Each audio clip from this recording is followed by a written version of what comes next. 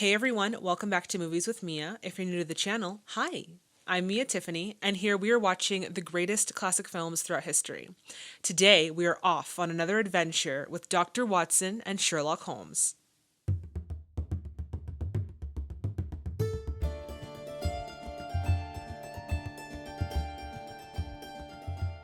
Now, before we get into this video, I would like to shout out my Golden Oscar patrons. Y'all, thank you so much for your continued support of the channel.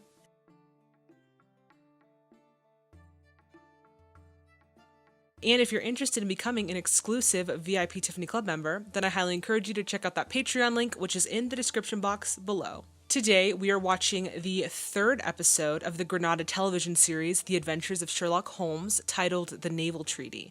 I'm so excited to watch this one. I have not seen it. It's my first time watching the episode. But before we get into that, I wanted to share a little bit more about Sir Conan Doyle's inspiration for the character of Sherlock Holmes. So during his time at the University of Edinburgh, Sir Conan Doyle worked as a clerk and was also a student of a man named Joseph Bell. Bell was a professor of medicine, and actually, fun fact, he was also a leader in forensic pathology in a time where science was rarely used in criminal investigations, which I thought was wildly fascinating. He was particularly popular amongst his students for being able to determine certain personal details about his patients through observations of their appearances and mannerisms, which sounds a little bit familiar, right? Sir Conan Doyle was fascinated by his deduction abilities and decided to use it as the basis of his now very widely popular character, Sherlock Holmes. Bell would later be deemed a real-life Sherlock by the media, but he would always kindly decline that title on the basis that he was quite opposite of Sherlock. Despite that, though, Bell was always in support of his former students' successes, calling Sir Conan Doyle a, quote, born storyteller. Sir Conan Doyle would later write to Bell saying, quote, "It is most certainly to you that I owe Sherlock Holmes, and though in the stories I have the advantage of being able to place him in all sorts of dramatic positions, I do not think that his analytical work is in the least an exaggeration of some effects which I have seen you produce in the outpatient ward," end quote. Now, like I said, this is my first time watching the Naval Treaty, and I am so excited to get into it. But before we do, y'all know the deal. If you haven't already, please subscribe to the channel and hit that bell notification to stay in the loop. All right, everyone, it is time to grab your snacks, grab your drinks, and let's get in to the Naval Treaty. I love that they use the same intro every single time. Love the uniformity of that. David Burke leaves after the first 13 episodes, which I knew going into this. I was already prepared, but now seeing him as Watson, I don't know how I'm going to react to that.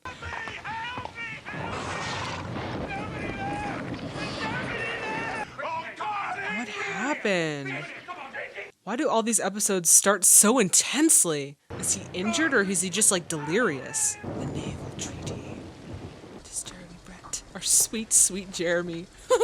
I like his hair here. It's not super like slick back. It's a little bit more like playful. Ooh, a little bit of a mess. What in the world are you doing? I shall be at your service in an instant. Although he's totally like not even addressing the fact that his entire room is just in disarray. He's like, bro, what's going on? If this remains blue, all is well. If it turns red, it's a man's life. Mrs. Hudson! Oh, he's a lot more like kind of all over the place today in this episode. A commonplace little murder. You have something more interesting, I fancy. Percy Phelps.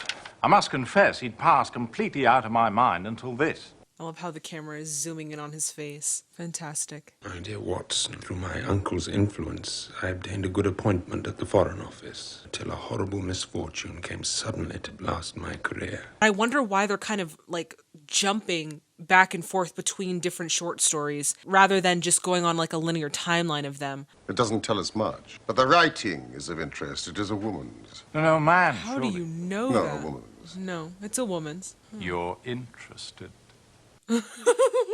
You're interested. If you are ready, let us start at once. Well, my But practice... first, hold on. Well, I mean, if your cases are more interesting than mine. I was going to say it's the slackest time of the year. Excellent.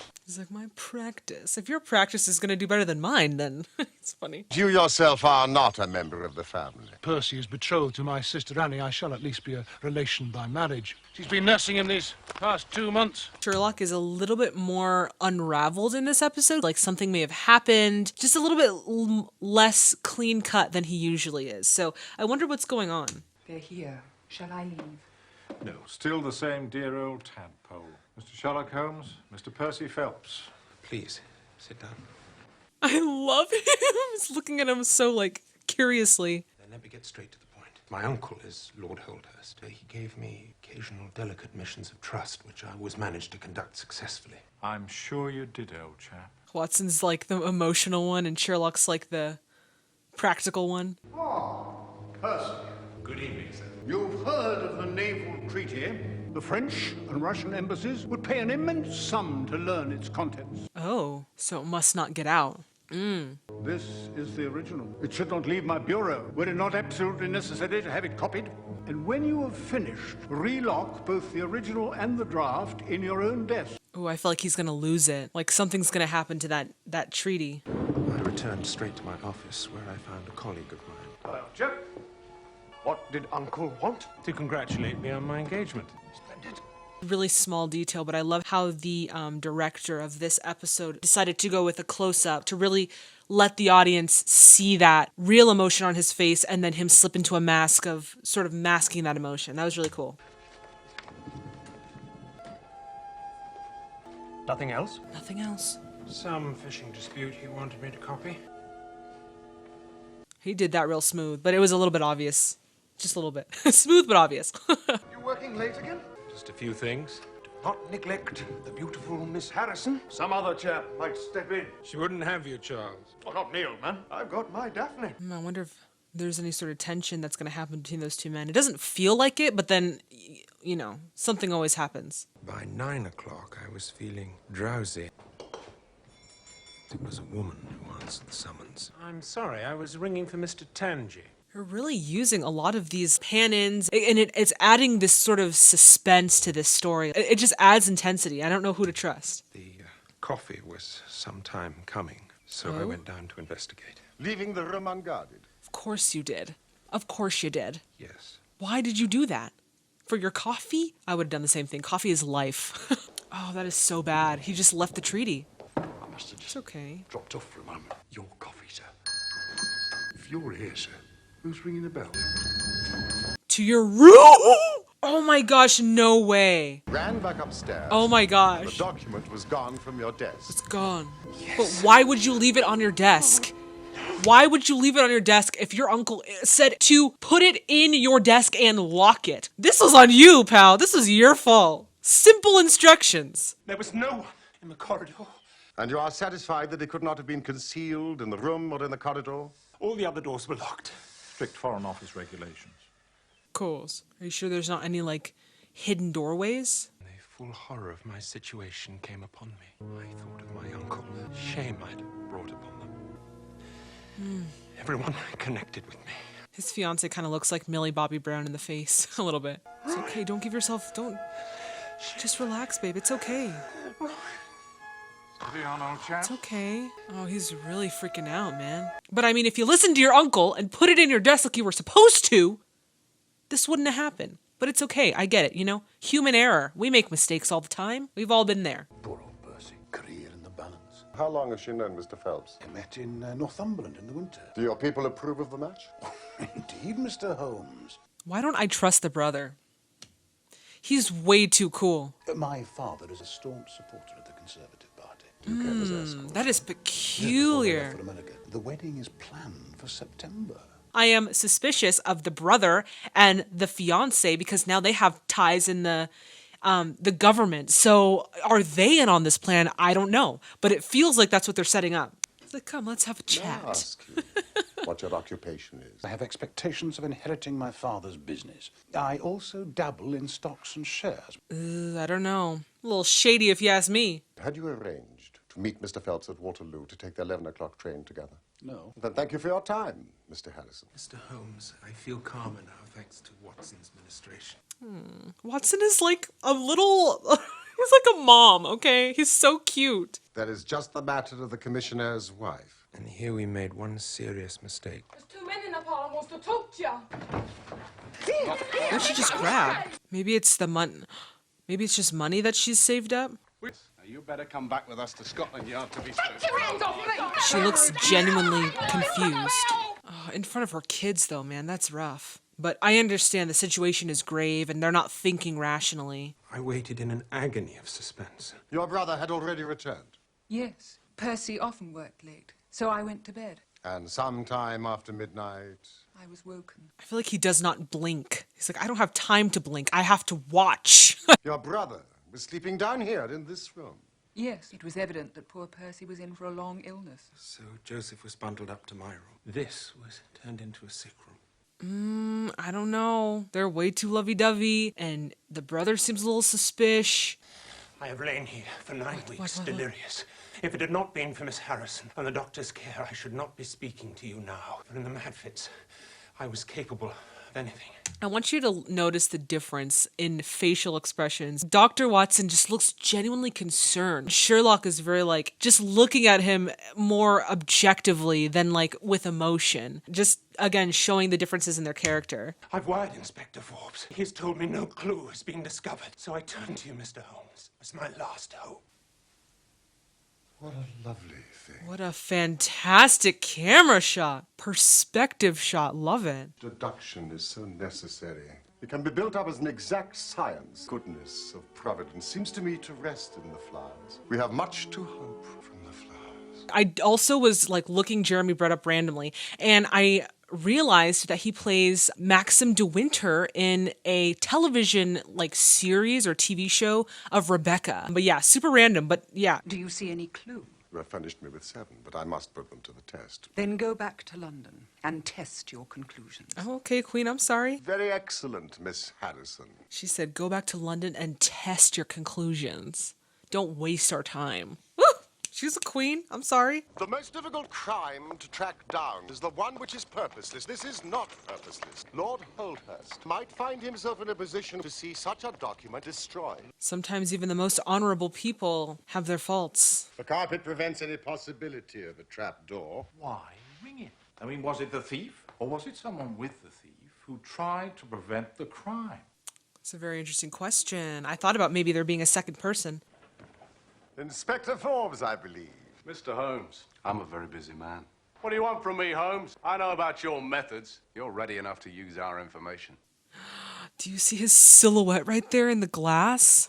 That is so cool. Then you try and finish the case yourself and bring discredit on us. My name has appeared in only 4, and the police have the credit in 49. Please check yourself, read the fine print, and then, you know, then you can talk to me. I don't blame you for not knowing this. You are young. If you wish to get on in your duties, you will work with me and not against me. Now then, what steps have you taken? Ooh, I kind of like that. He lost his temper a little there. Have you formed any theory about how this bell rang? I must confess that beats me. It was a cool hand, whoever it was. Go and give the alarm like that. Yes. Even though he has this great reputation, he doesn't always necessarily take the credit for it. He's not that type to be like, look at me, like glorified almost. So I liked that they put that in there. If the treaty had reached the French Foreign Office, you would expect to hear of it.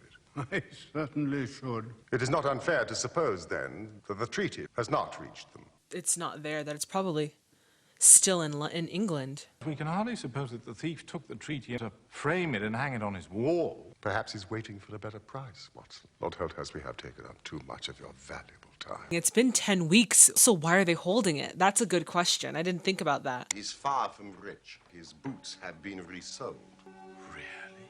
I shall do nothing more today unless I get an answer to my cab inquiry. Could it be the uncle that stole the documents to try and get ransom off of it? That would be very peculiar. I should be extremely obliged if you would come down to Woking with me tomorrow. Yes, of course.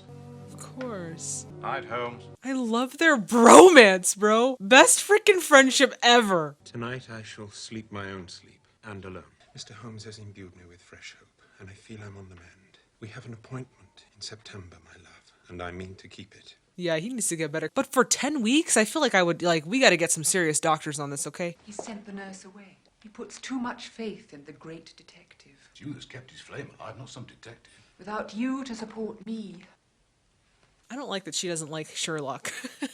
She doesn't have to, but I'm just like, ew, why are you so against him? Oh no. Wake up, babe, wake up. He's roused. Who is trying to break into your freaking room? He's like, you know I can see you, right? Was that a butter knife? What were you gonna do with a butter knife, dude? That was the strangest almost break-in. He's like, what? Be that I'm the center of some monstrous conspiracy. Certainly have had your share of misfortune, old chap. I think I may have found the spot where the fella scaled the wall. Oh my god. That outfit looks so good on him. I can't. Oh my god. Was there anything in London? Holmes has set one or two things in motion. Miss Harrison, you must remain in this room. It is of vital importance. Tell no one. Promise. He ran in there to tell her to stay in the room. Come out in the sunshine. I have a slight headache, and this room is deliciously cool and soothing, thank you, Joseph. Deliciously cool and soothing. What a way to describe that room. What about Annie? Mr. Harrison will look after her, and Watson will take care of your medical needs. All in your hands, Mr. Holmes. The brother looks a little bit suspicious, and and he's separating them. But I don't think it was the fiance. Remain with him until I see you again. Now, gentlemen, I shall leave you. What about our investigation in London? Oh, he's staying. Ooh! Sherlock is on a solo mission. How's your headache? A little better. First day for 9 weeks without the invalid. You choose to spend it in here. What a time you've had. I don't trust the brother now. The sister almost had me, but then when she started cooperating with Sherlock, I started to feel like, okay, maybe, you know, she's kind of off my list. But that brother is really suspicious. Oh, it's a horse. There she is. Okay, so what did you find? Thank you, Horace. Are you okay? Don't do that. It scared me. It looked like he clutched his chest, but he didn't. But I'm like, don't ever do that again. Holmes, you're wounded. Oh, it's only a scratch through my own clumsiness. This case of yours is the darkest I have ever investigated. It has been a remarkable experience. Oh, something happened. They're gonna let us in later. Let us in on it later. Now, what will you take, Mr. Phelps? Carded fowl, eggs, or will you help yourself? I would really rather not. Oh, well, then I suppose you have no objection to helping me. He's like, no, actually, I'll eat instead. It's the Naval Treaty! Okay, tell us what happened! Oh, he's so joyful. There, it really was too bad of me to spring it on you. That was really sweet that they let that kind of play out. Like a happy scene. Tell me how you got it. I settled myself into the English countryside. I could see Miss Harrison. Without her cooperation, you would not have that paper in your hand now. So basically, in a nutshell, you better marry her in September. It was about 2 o'clock in the morning. Gentle son of a boat being... Oh, there he is. I swear, it's either the brother or the uncle. At this point, I'm pausing it. You guys tell me if you haven't seen it. If you've seen it, no cheating. But if you haven't seen this episode and you don't know this story, who do you think it is? You think it's the brother? Do you think it's the uncle? Or do you think it's someone else? Let me know in the comments down below. It was the brother! And the dramatic movements. That's so funny. I've got what I want. Ow. Run for it. I knew it was the freaking brother, dude. I freaking knew it. Way too freaking suspicious, bro. That scene was so strange with like the movements and like the slow, kind of resembled The Matrix a little. A very interesting way to depict that. The stolen papers were in the very room with me all the time. Joseph, a villain and a thief. He had lost heavily, dabbling in stocks, and concealed the fact from his father. Ah, so maybe he was trying to sell it for money. I knew he was in some shady stuff, that brother. He knew that you often worked late, entering through the side door. Finding no one in there, he rang the bell. His eye caught the paper on the table. I love how he didn't go in there to take the paper. He just took it. It was just like an impulse. Concealed it in what he thought was a very safe place. But? Came your sudden return. He was bundled out of his room, and from that moment on, there were always at least 2 of you in there. Oh, that's why he asked his sister, you know, why are you still here? You gonna take dinner? That's why. Gosh, the little things. You gotta pick up on the little things. If you already knew the papers were in the room. I thought they probably were. By allowing him to lead me to the hiding place, I saved myself an infinity of trouble. He lets the bad guy, like, bring, you know, the clue to him. Very meticulous and just, what a mind, right? Like, what a mind. Yes, but why did he try the window when he might have come in through the door? To appear to be a burglar. You don't think he had any murderous intentions? No. It was a butter knife. This actor who plays Mr. Phelps looks incredibly familiar. Maybe he just has one of those faces. That will be a young lady for you. Annie. She knows nothing as yet of her brother's criminality. I can't thank you enough. I shall go down at once and explain everything. You gotta break it to her, baby. That was such a great case. Goodbye, and good luck. Thank you for restoring my happiness. Fantastic end. Dramatized by Jeremy Paul. So then I wonder if that was the director, Jeremy Paul. That was a fantastic episode. I really feel like these episodes kind of show us different aspects of Sherlock and Dr. Holmes. Or why do I keep saying Dr. Holmes? Sherlock and Dr. Watson. This specific episode was actually probably one of my favorite out of the 3 that I've seen so far, just because we got a different look, in terms of actually from a cinematic standpoint, like in camera angles, but also we got a different perspective of Sherlock. In the beginning, he was very kind of like disheveled, and then at one point he lost his temper with the police officer or whoever that was. There was just different aspects of him in this. And I felt like it was kind of like a love letter to the character. That's just a personal observation. But yeah, I really enjoyed that episode. And I loved that we got to see more of Jeremy Brett. I mean, obviously he's been in all 3 of the episodes we've seen, but for some reason I just felt like we got to see a little bit more of him in this episode. So that was fantastic. I am so excited to continue our journey with Sherlock Holmes and Dr. Watson. But for now, we are going to head to the outro. Thank you guys so much for watching this with me. All right, everyone, that does it for this video. As always, if you liked it as much as I did, please give it a thumbs up. And if you want to become an official Tiffany Club member, then I highly encourage you to hit that subscribe button and that bell notification to stay in the loop. Ooh, that was a good one.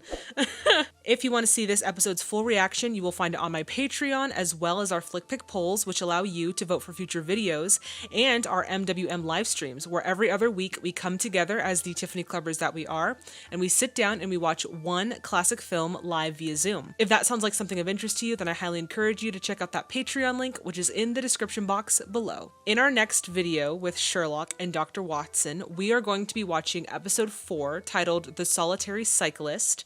I have not seen it, so I'm so excited to check it out.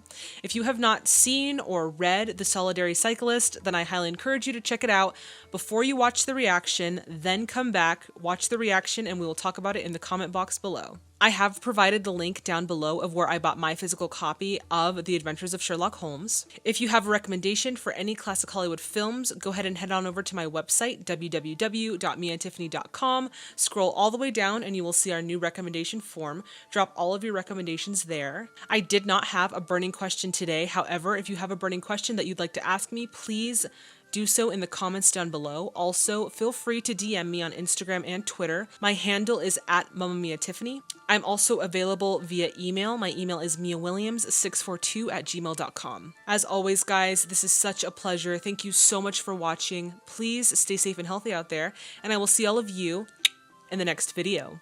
Bye, everyone. My outfit is a little bit dark, I know. I'm trying to do like a brown thing with Sherlock. Just wear a bunch of brown. Also, I am brown. Today, we are off. I wanted to share a little bit more about Sir Conan Doyle's inspiration for... Someone's calling me. Isn't that lovely? And yes, it is the Stranger Things theme. I was on a roll, too. That's so annoying. Okay. So, during his... Bell was a professor of medicine, and actually, fun fact, was also... Wow. Let's try that again. We are going to be watching episode 4, titled The Solitary... Like, solid... What? Solitary. Oh my god. Fascinated by Bell's deduction abilities. Yeah, not powers. I was supposed to say powers, like superpowers. Grab your pipes, grab your violins, like everything associated with Sherlock, grab it, and let's go.